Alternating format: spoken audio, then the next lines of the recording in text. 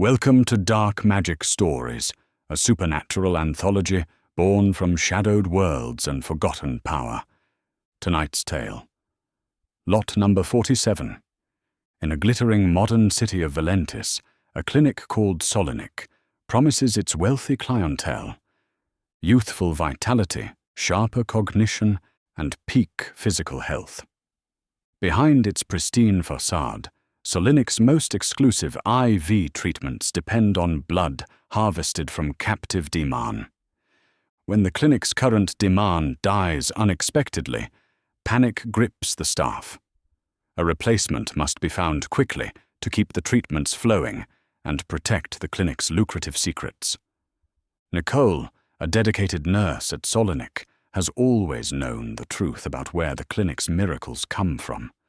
Though uneasy, she's remained loyal, convincing herself it's simply part of her job. But when it's her turn to attend a supernatural auction, she finds herself thrust into a role she never wanted. Her mission: secure a new Deamhan specimen. Lot number 47. Episode 1. The Rotation. The dawn light over Valentis was white gold and unforgiving, glinting off towers of glass and steel as though the entire city was a blade waiting to strike. Nicole Evans stood in the shadow of Solynic's corporate entrance, coffee cup cooling in her fingers, and stared at the revolving glass doors as if they might spit her back out into the street. Inside, the air was a sterile chill.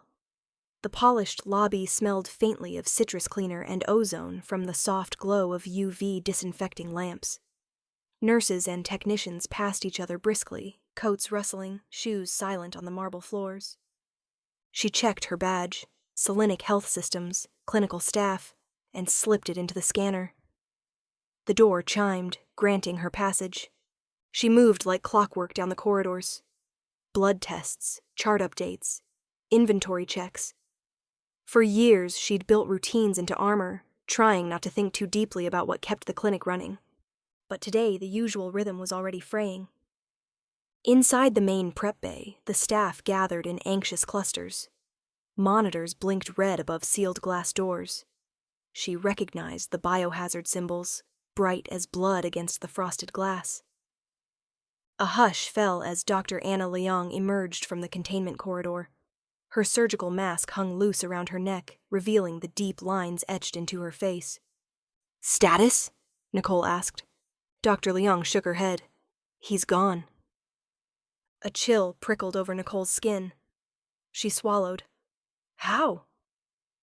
"Cardiac arrest, we think," Dr. Leong said. "Not sure. We tried to stabilize him. It was too late." Nicole looked past her into the chamber beyond the glass. The body laid lifeless.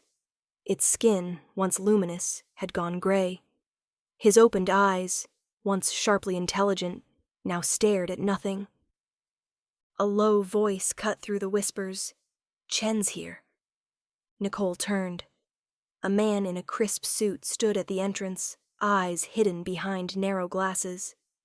His presence drew a ripple of instant silence from the staff. Director Chen. He beckoned her closer with 2 fingers, as though summoning a piece of equipment. Nicole approached, suppressing the faint tremor in her hands. Chen lowered his voice. "You're due for rotation." Nicole stared at him. "Sir, It's your turn," he said. "The auction's tonight." The words dropped into her chest like cold lead. "Sir, can't someone else?" Chen's expression hardened. "This facility runs on protocols. We lose one of them, we replace it. You've been trained for this. You will attend." He adjusted his glasses.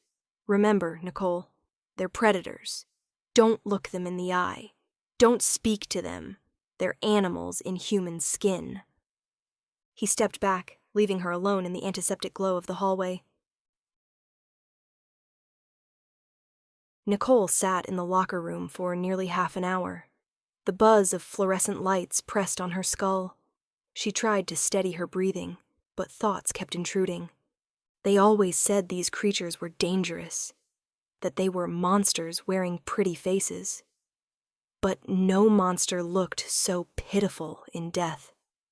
She scrubbed her face with trembling hands. Night fell over Valentis like black silk shot through with neon. Nicole rode the lift down into the underground levels beneath the city, clutching a plain black satchel.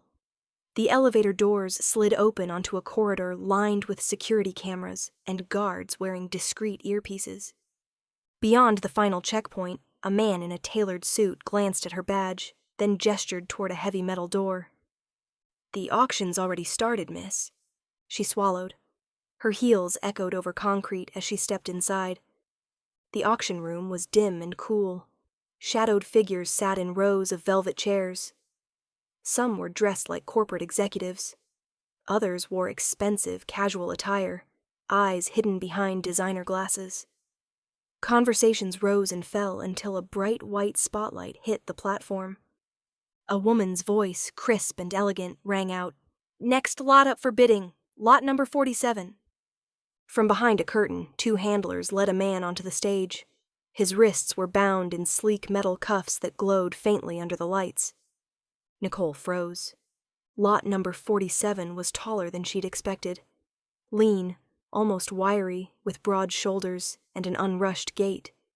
His hair was dark brown, falling loosely around a face that might have been carved in marble. His steel-gray eyes swept across the crowd with calm detachment. He stood perfectly still at center stage. There was no sign of struggle, no snarl, no monstrous glint in his eyes. The auctioneer continued. Metospa class. Young adult male, fully compliant. Unfed status confirmed. Starting bid, 100,000. Hands went up around the room. Numbers flickered on digital panels. Nicole's stomach flipped as Chen's voice echoed in her memory. They're animals in human skin. Lot number 47 lifted his head, gaze drifting across the crowd, and paused on her. For an instant she felt as though she'd been laid bare under a scalpel. His eyes seemed to search hers, and in the smallest tilt of his mouth, there was a flicker of sadness, or perhaps amusement. Her own paddle felt impossibly heavy in her hands as the bidding rose. By the time the auctioneer's voice declared "sold," Nicole barely remembered raising her paddle. 2 guards approached lot number 47.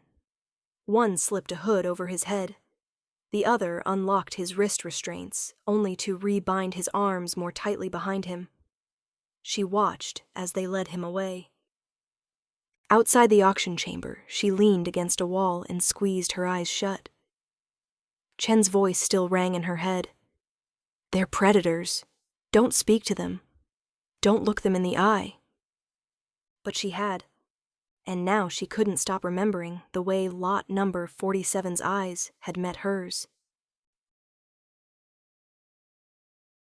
The secure transport van vibrated as it rolled through city streets. Red and blue lights from passing traffic streaked across its dark interior. Nicole sat across from lot number 47, who remained cuffed and silent, the hood still covering his face. He sat perfectly still, unfazed. Outside, Valentis's skyline flickered with a million lights, indifferent to what had just been bought and sold beneath its streets. What begins as routine is beginning to unravel. Secrets stir behind glass walls, and Nicole may already be too deep to walk away. Continue the story in episode 2 of lot number 47.